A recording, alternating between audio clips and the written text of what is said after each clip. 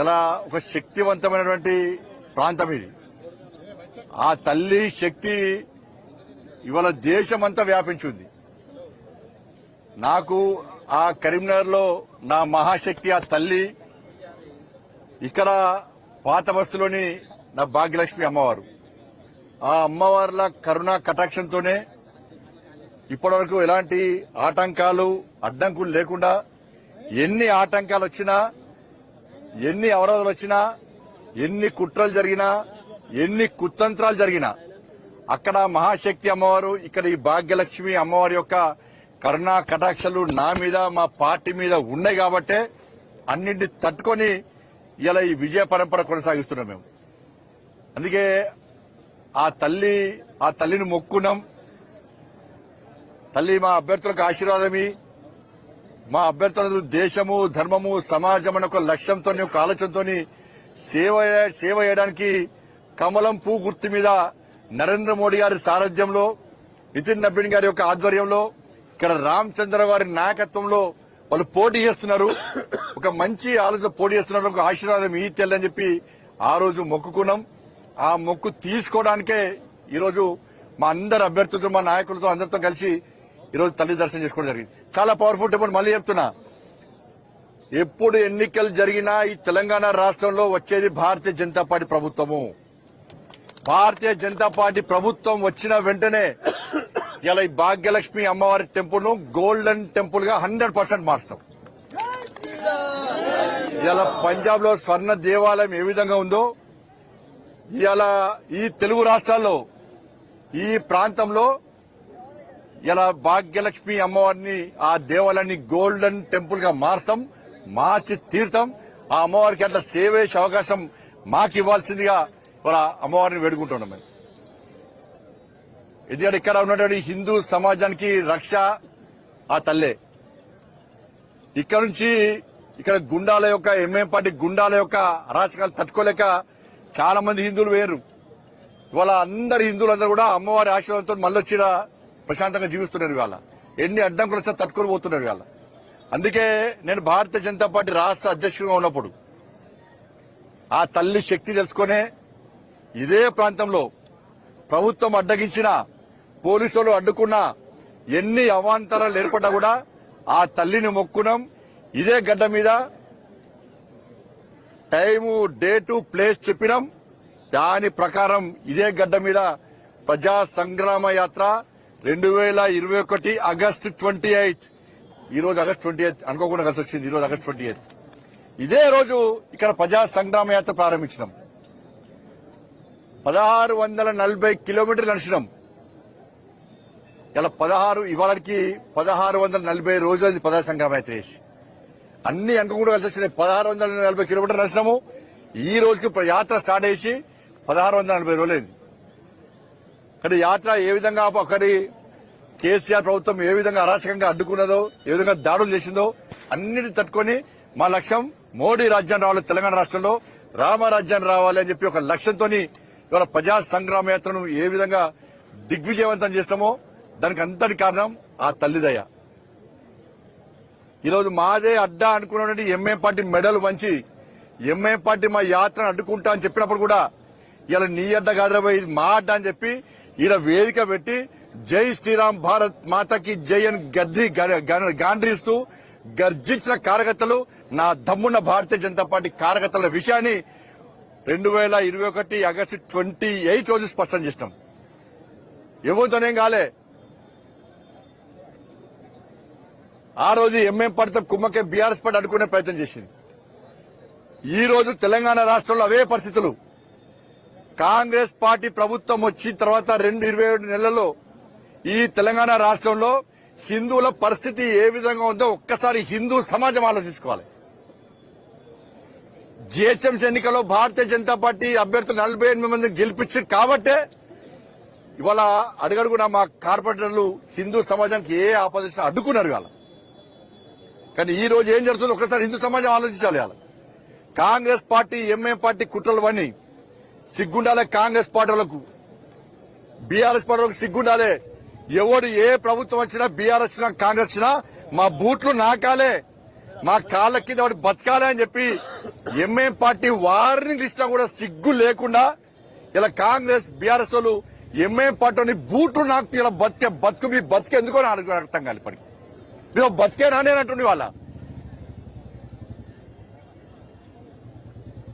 కాంగ్రెస్ పార్టీలో బీఆర్ఎస్ పార్టీలో ఉన్న హిందూ నాయకులారా, హిందూ కార్యకర్తలారా, నేను రెచ్చగొడతానని వాస్తవాలు చెప్తున్నాను. నేను మీ లోపల హిందూ రక్తం ప్రవహిస్తే, మీరు నిజంగా హిందువులు అయితే, మీలో పౌరుషం ఉంటే ఆ పార్టీ నిష్పట్టండి, కాశాబ్ జెండా పట్టుకొని ఇలా భాగ్యలక్ష్మి అమ్మవారి టెంపుల్ సాక్షిగా జై శ్రీరామాన్ని గడ్డించండి. ధర్మం కోసం, దేశం కోసం, సమాజం కోసం పనిచేసేటువంటి ఒక సంకల్పం తీసుకొని రావాల్సిందిగా నేను రెండు పార్టీల కార్యకర్తలకు అప్పీల్ చేస్తున్నాను. అరే అరే అరే 27 నెలలే కాంగ్రెస్ పార్టీ ప్రభుత్వం వచ్చి సికింద్రాబాద్ లో ముత్యాలమ్మ గుడి దాడి, జుబ్లీస్ లో పెద్దమ్మ గుడి మీద దాడి, సంతోష్ నగర్ లో దేవాలయం మీద దాడి, జుక్కల్లో దుర్గామాత అమ్మవారి మీద దాడి, శంషాబాద్ లో దేవాలయాల విధ్వంసం, పాత బస్తుల విధ్వంసం, రాత్రికి రాత్రి నిన్న రాత్రి చాయంద్రానగుట్టలో పురాతన టెంపుల్, పవర్ఫుల్ టెంపుల్ అయినటువంటి నా ఆంజనేయ స్వామి మీద దాడి చేశారు. బాన్స్వాడలో దాడులు, ఎక్కడ పోయినా కాంగ్రెస్ పార్టీ ఎంఏ పార్టీ ప్రభుత్వం ఏర్పడిన తర్వాత తెలంగాణ రాష్ట్రంలో ఎందుకు దేవాలయాల మీద దాడులు జరుగుతున్నాయి? అలా మెజార్టీ ప్రజలైన హిందువులు ఎలా మా దేవాలయాన్ని రక్షించండి అని బిచ్చమెత్తుకునే పరిస్థితి ఈ తెలంగాణ రాష్ట్రంలో వస్తే హిందూ సమాజాన్ని కాపాడే వాళ్ళు ఎవరో ఒకసారి హిందూ సమాజం ఆలోచించాలి. ఇష్టపడదామా కేమి పెద్దలేదు, భారతీయ జనతా పార్టీకి ఏమి పెద్దలేదు, అన్ని మతాల సమానం కూడా అంటున్నాం. మీరు మాట్లాడకండి. మీ కోట్లయం జిహెచ్ఎంసీలో హిందుత్వం ఏదైనా పోని, దేవాలయాల విధ్వంసం గాని, గోహత్య జరగని, లహు జిహాదీ పేరుతోని హిందూ అమ్మాయిలను మోసం చేయని, హిందూ అమ్మాయిలను డ్రగ్స్ ఇవ్వండి, గంజాలు ఇవ్వండి, నాశనం కాని మీరు పట్టించుకోకండి. మాకు ఎప్పటి మేము పట్టించుకో. మేము ఇలా మా ఆవేశం కాదు, ఇది భారతీయ జనతా పార్టీ యొక్క ఆవేదన.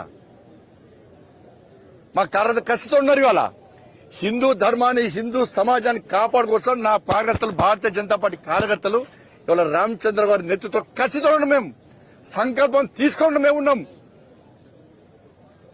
హిందూ సమాజాన్ని జాగృతం కావాలి. హిందూ సమాజాన్ని జాగృతం కాకుంటే బిచ్చ బతుకులు చేయమని రాసి పెట్టుకోండి. నేను ఇప్పుడు ఎన్నికల్లో ఎలక్షన్స్ లో ఇప్పుడు అరే రంజాన్ కు ఎగ్జామ్షన్ ఇస్తారు, ఇబ్బందులు ఇవ్వచ్చు. కానీ హనుమాన్ దీక్ష చేసుకుంటే స్కూళ్ళకి రానియరు, అయ్యప్ప దీక్ష చేసుకుంటే పోలీసులను డ్యూటీ అయినారు, భవానీ దీక్ష తీసుకుంటే టైం ఇవ్వరు, పూజ చేసుకునే టైం ఇవ్వరు. వరంగల్ హనుమాన్ చాలీసా వాడితే బయటికి ఓడుతున్నారు.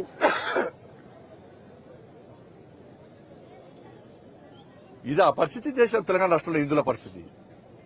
ఇట్లా బతుకుమంటారా? ఇట్లా బతుకుదామా? ఒక్కసారి హిందూ సమాజం ఆలోచించాలి. ఇట్లా బతుకుదామా?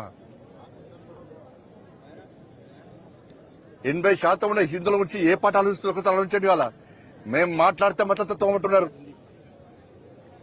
ఇవాళ కరీంనగర్ ఎన్నికల్లో ముస్లిం మహిళలందరూ జాగృతమయ్యారు. ఎస్, మాకు పెద్దన్న మా నరేంద్ర మోడీ, మా పెద్దన్న నరేంద్ర మోడీ గారి పువ్వు గుర్తుకే ఓటేస్తామని చెప్పి ఇలా కరీంనగర్ పార్లమెంట్ లో కానీ తెలంగాణ రాష్ట్రంలో హిందూ మహిళలందరూ ఒక్కతాటికి వచ్చి ఇలా భారతీయ జనతా పార్టీకి ఓటేసిన చరిత్ర ఇలా కరీంనగర్ లో జరిగింది. ముస్లిం మహిళలు ఒకటే. ఇవాళ ముస్లిం మహిళల గురించి మేము మాట్లాడుతున్నాం. ఇంత దుర్మార్గం బాన్స్వాడలో ఎంఎం పార్టీ వాళ్ళు రాళ్లేసి తలకాయలు వలుతాయా, కాళ్ళు చేతులు రుతాయా అని చెప్పి కనీసం చూడకుండా రాళ్ల దాడి చేస్తే నేను వీడియోను డీజీపీ గారు పంపినా, పోలీస్ అధికారులకు పంపినా, మీడియాకు పంపినా.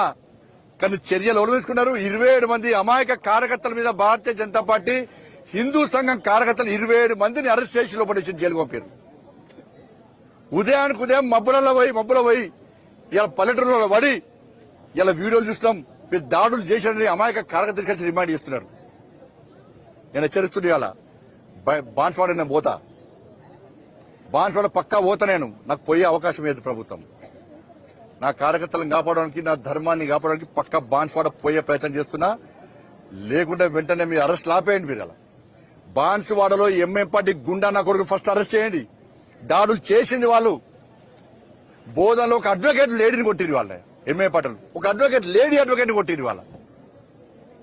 అరే దేవాల మీద దాడులే, హిందువుల మీద దాడులే, అడ్వకేట్ల మీద దాడులే, బీజేపీ నాయకుల మీద దాడులే, పోలీసుల మీద దాడులే, పోలీస్ ఆఫీసర్ మీద దాడులే. ఇన్ని అరాచకాలు తెలంగాణ రాష్ట్రంలో ఎంఎం పార్టీ చేస్తుంటే, కాంగ్రెస్ పార్టీ ఎంఎం పార్టీని మోస్తుంటే, వాళ్ళకు జోక్తుంటే ఎందుకు మాట్లాడొద్దని అడుగుతున్నాను నేను. ఎందుకు పక్కా మాట్లాడతాం మేము ఇలా. జిహెచ్ఎంసీ ఎన్నికలని చెప్పి ఎంఎం పార్టీకి ఇలా రేవంత్ రెడ్డి వాళ్ళ తాత ఆస్తి వాళ్ళ నాన్న ఆస్తున్నట్టే ఇలా ఎంఎం పార్టీ రాసేసాడు, 3 ముక్కలు చేసాడు. తిరుగుతాం, పక్కా తిరుగుతాం. Congress party MM party Bhagavatam అంతా బయటపడతాం ఇవాళ బిడ్డ. 3 కార్పొరేషన్లో ఇలా భారతీయ జనతా పార్టీ పక్కా గెలుస్తుంది, గెలిచి తీరుతానన్న నమ్మకం ఇలా మాకుంది. ప్రజలందరూ జాగృతం కావాలి. అభివృద్ధి చేసేదే మేము. భాగ్యనగర్ అభివృద్ధికి నిధులు ఇచ్చింది నరేంద్ర మోడీ ప్రభుత్వం.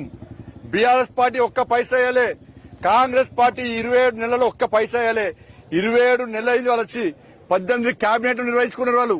18 క్యాబినెట్లలో ఏ రోజు ఎంఐఎం పార్టీ, గతంలో బీఆర్ఎస్ పార్టీ అని ఇప్పుడు కాంగ్రెస్ పార్టీ అని, అరే పాత బస్తీలో మేము రాజ్యం వెళ్తున్నాం, మా పాత బస్తీ అభివృద్ధికి నిధులు అని చెప్పి ఏ ఒక్కరోజైనా ఎంఐఎం పార్టీ పాత బస్తీ అభివృద్ధి కోసం అడిగిందా?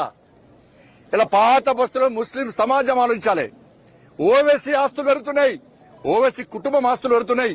ఓవైసీ ఏ ప్రభుత్వం ఉంటే ఆ ప్రభుత్వానికి ఏ ఓవైసీ కుటుంబం ఇవాళ దాసోహం అంటే వాళ్ళ వ్యాపారాలు పెంచుకునే ప్రయత్నం చేస్తున్నారు, వాళ్ళ ఆస్తులు పెంచుకునే ప్రయత్నం చేస్తున్నారు. ఇలా పాత బస్తీలో ఉన్న ముస్లింస్ ఆస్తులు పెరిగినాయా? మీ బతుకులు బాగుపడ్డాయా? మీ పిల్లలకు ఉద్యోగాలు వచ్చినాయా? మీకు ఇండ్లు వచ్చినాయా? మీ గల్లీలో రోడ్లు ఉన్నాయా? మీకు లైట్లు వచ్చినాయా? మీకు వాటర్ సప్లై ఉన్నాయా? ఏం లేవు. అక్కడ ఏం లేవు. సపరేట్ రాజ్యం మీద ఎంఐఎం పార్టీ 3 త్రిపుల్ అని పోయిన వాళ్ళకు ట్యాక్స్ చాలా నేరు. కరెంటు బిల్లు కట్టిన అడుగుతుంది దాడులే, నల్లా బిల్లు అడుగుతుంది దాడే, ఇంటి పని అడుగుతుంది దాడే. పన్నులు మేం కట్టాలి, పైసలు వాళ్ళకు. అది నేను అప్పీల్ చేస్తున్నా. 27 ఇలా 18 క్యాబినెట్ మీటింగ్లు అయితే ఏ ఒక్క రోజుగా క్యాబినెట్ లో, నిన్న కూడా క్యాబినెట్ లో 2500 మహిళలకు ఇస్తానియలే. హైదరాబాద్ లో ఎంతమంది 2500 మహిళలు ఇచ్చిర్రు? 4 రూపాయల ఆసరా పెన్షన్ ఇస్తున్నారు మహిళలకు, ఆ తాతమ్మలకు. దాని గురించి చర్చ లేదు. రైతు భరోసా ఇస్తున్నారు, రైతు ఎదురుస్తున్నారు, దాని గురించి చర్చ లేదు. ఉద్యోగాలు ఇస్తున్నారు, దాని గురించి చర్చ లేదు. ఇలా 5 డిఎల్ ఇవ్వాలి ఉద్యోగస్తులకు, దాని గురించి చర్చ లేదు. పీఆర్సీ ఇంతవరకు అమలు చేస్తలేరు, దాని గురించి చర్చ లేదు. పదవీ విరమణ పొందిన ముస్లోళ్ళు వచ్చి మా పైసలు మాకి చచ్చిపోయేటట్టు ఉన్నామని చెప్పి 61 మంది చచ్చిపోయారు ఇప్పటికి. వాళ్ళ పైసలు వాళ్ళకి ఇవ్వడానికి పైసలు లేవట. గాని ముఖ్యమంత్రి శిక్షణ తరగతులు ఏమి ఇవ్వాలి? అరే దేశం కోసం పనిచేయండి, సమాజం కోసం పనిచేయండి, ప్రజలకు సేవ అని చెప్పే ముఖ్యమంత్రి కాదట. 1000 కోట్ల కార్యకర్తలు అందరూ కలిసి డూప్లికేట్ గాంధీ కుటుంబానికి ఇవ్వాలట. రాష్ట్ర ముఖ్యమంత్రి మూటలు మోయడానికే ఉన్నాడు ఢిల్లీకి. మరి ఆ 1000 కోట్లు ఇలా పెన్షన్, ఇలా రిటైర్మెంట్ అయినటువంటి వాళ్ళ పదవి విరమణ ఉద్యోగస్తులు దిగలేకపోతున్నారు. 1000 కోట్లు అడిగేచ్చు కదా, మీ కార్యకర్తలు అంతా అడిగేచ్చు. ప్రభుత్వం మీదే. హైదరాబాద్కి వస్తే వాళ్ళ ముసలి చూడ కూడా కాళ్ళు లేవు, వాళ్ళకు అవస్థలున్నారు. గురవర గుంజుకపోయి అరెస్ట్ చేసిన వాళ్ళకి మా పైసలు మాకు ఇవ్వమంటున్నారు. నేనేమంటాడు? ప్రమాద బీమా అట. బతికినోనికి పైసలు ఇవ్వడట, వాళ్ళ పైసలు వాళ్ళకు. చచ్చిపోయాక ప్రమాద బీమా ఇస్తారట. అంటే బతుకుంటే పరిహారం, చచ్చిపోతే సంతాపం. ఈ ప్రభుత్వ పాలసీ. బతుకున్న వాళ్ళకు వాళ్ళ బెనిఫిట్స్ వాళ్ళకి ఏమంటే ఇవ్వడు, కానీ చచ్చిపోయాక బీమా ఇస్తాడు. ఏం చేస్తాడు? బేసిక్ నుంచి 1.5% అమౌంట్ తీసుకొని నువ్వు ఇచ్చేదేంది అంటే, రాష్ట్ర ప్రభుత్వం ఉద్యోగస్తుల పైసలతోని ఇన్సూరెన్స్ బిజినెస్ చేస్తున్నది. ఇన్సూరెన్స్ బిజినెస్ దానికంట కొన్ని రోగాలకంట మళ్ళీ అది ట్రీట్మెంట్ కొన్ని హాస్పిటల్కే పరిమితమట. ఆ పైసలు ప్రైవేట్ ఏజెన్సీ కట్టుకుంటే మొత్తం అన్ని ఆ కార్పొరేట్ హాస్పిటల్ కూడా వైద్యం ఉంటుంది, అన్ని రోగాలకు వైద్యం ఉంటుంది.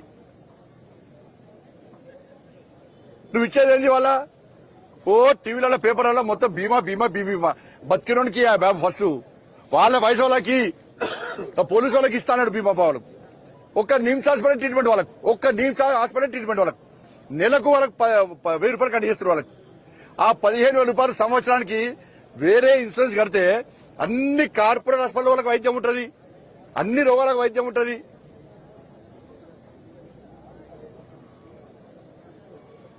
కాబట్టి 6 గ్యారెంటీల మీద 18 సార్ల క్యాబినెట్ జరిగితే ఏ ఒక్క క్యాబినెట్ లో కనీసం చర్చ జరగలేదు. అందుకే జిహెచ్ఎంసీ ఎన్నికల్లో మా రామచంద్ర గారి నేతృత్వంలో అందరం పనిచేస్తాం. నేను జిహెచ్ఎంసీ భాగ్యనగర్ ప్రజలకు అప్పీల్ చేస్తున్నా, మీరు పోయినసారి ఎన్నికల్లో ఎటువంటి జాగృతమైనో అభివృద్ధి చేయడం మా బాధ్యత. చేస్తున్నది నరేంద్ర ప్రభుత్వం. అభివృద్ధి మా నినాదం, హిందుత్వమే మా అజెండా. 100% ఈ భాగ్యనగర్ లో సమాజాన్ని జాగృతం చేస్తాం. ఇలా ముస్లిం మహిళలకు అప్పీల్ చేస్తున్నా, ఇలా మీకు రక్షణ ఉండాలంటే ఇలా భారతీయ జనతా పార్టీ ఈ 3 కార్పొరేషన్లో కాషాయ జెండా రెపరెపలు ఆడించాలి. అప్పుడే ఈ భాగ్యనగర్ కాపాడబడుతుంది. లేకుంటే ఇదే విధంగా దాడులు జరుగుతాయి. నేను మళ్ళీ చెప్తున్నా, బాన్సువాడలో అరెస్టులు ఆపండి. బాన్సువాడలో అరెస్టులు ఆపకుంటే ఆ ఆజ్యం తెలంగాణ మొత్తం వ్యాపించే ప్రమాదం ఉంది. మేము చట్టాన్ని కాపాడాలని మేమంటున్నాం, శాంతి భద్రతలు కాపాడాలని మేమంటున్నాం, చట్టానికి అనుగుణంగా వివరించే వ్యక్తులు మేము. కానీ పోలీసు అధికారులు అక్కడ ఎంఏ పార్టీ నాయకులకు మడుగులు వచ్చి అమాయక కార్యకర్తలు అరెస్ట్ చేస్తున్నారు. అరెస్టులు వెంటనే ఆపండి, అరెస్టులు ఆపండి. అరెస్టులు ఆపకుండా మాత్రం దాని పర్యవసానాలు ఏ విధంగా ఉంటాయో మీకు తెలుసు. భారతీయ జనతా పార్టీ కార్యకర్తలు తెలంగాణ రాష్ట్రంలో తలుచుకుంటే ఏ విధంగా ఉంటుందో నేను కార్యకర్తలు అప్పిస్తున్నా. భారతీయ జనతా పార్టీ కార్యకర్తలారా, మీకు 2 చేతులు జోడించి మొక్కుతున్నాను. నేను సోషల్ మీడియాలో వాడు వీడు పెట్టేది మీరు పట్టించుకోకండి. వాళ్ళ మళ్ళా యుద్దం ప్రారంభించే రోజు వచ్చినాయి. వాళ్ళ సనాతన ధర్మం అప్రతిష్ట పాలవుతున్నది. ధర్మాన్ని హేళన చేస్తున్నారు. సమాజాన్ని, హిందూ సమాజాన్ని చీల్చే ప్రయత్నం చేస్తున్నారు.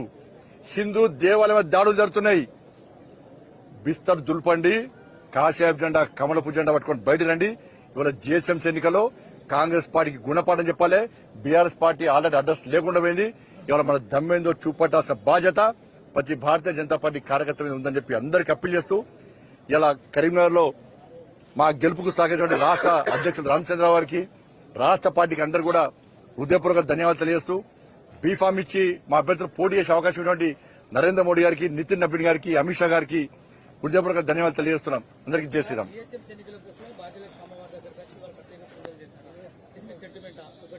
రెండవది, దేశంలో అన్ని రాజకీయ పార్టీల మీద రైడ్ చేసినటువంటి ఈడీ, ఐటీలు ఎంఐఎం ఇందాకన్నారు కదా, ఎంఐఎం కుటుంబ వాళ్ళ కుటుంబాల మీద ఎంఐఎం పార్టీ మీద ఈడీ రైడ్స్ కానీ ఐటీ రైడ్స్ కానీ ఎందుకు జరగట్లేదు అన్న? ఈడీ రైడ్స్, ఈడీ అనేది భారతీయ జనతా పార్టీ మాకు అనుబంధ సంస్థ కాదు. అది ఎవ్వరికి ఏ ఫిర్యాదులున్నా చేయాలి.